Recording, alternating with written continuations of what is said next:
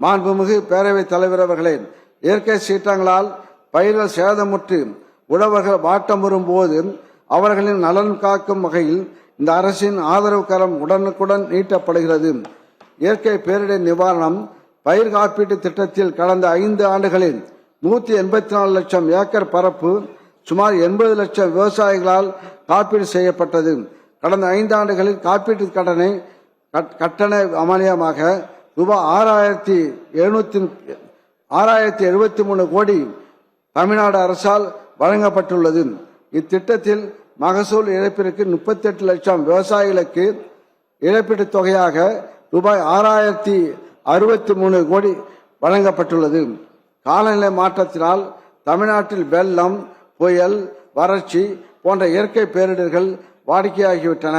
இதனால் ஏற்படும் பயிர் பாதிப்புகளால் விவசாயிகளின் வாழ்வாதாரம் பாதிக்காமல் காத்திட தமிழ்நாட்டில் கடந்த 5 ஆண்டுகளில் இயற்கை பேரிடர்களால் வேளாண்மை மற்றும் தோட்டக்கலை பயிர்களில் 16,20,000 ஹெக்டேரில் பெயர்பட்ட பயிர் சேதத்திற்கு ரூபாய் 2,045 கோடி நிவாரணமாக வழங்கப்பட்டது.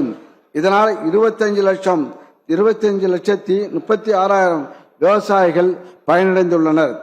இது தவிர 2023-24 ஆண்டில் தூத்துக்குடி, திருநெல்வேலி, தென்காசி மாவட்டங்களில் கனமழையினால் ஏற்பட்ட வெள்ளப்பெருக்கின் காரணமாக 3,765 ஏக்கர் விளைநிலங்களில் படிந்த மணல் திட்டுக்கள் ரூபாய் 6 கோடி செலவில் வேளாண்மை பொறியியல் துறையினால் அகற்றப்பட்டு 2,580 விவசாயிகள் பயனடைந்துள்ளனர்.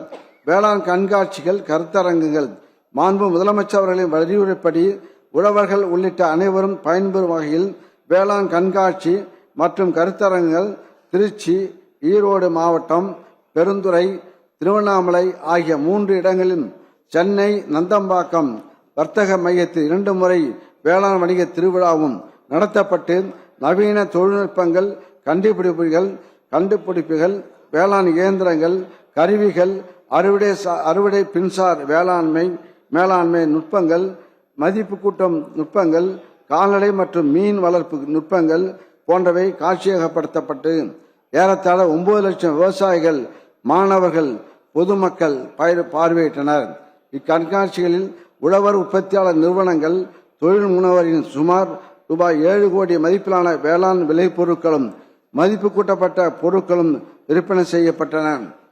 வேளாண் வணிகம் கடந்த 5 ஆண்டுகளில் அதிகபட்சமாக 137 லட்சம் மெட்ரிக் டன் வேளாண் விளைபொருட்கள்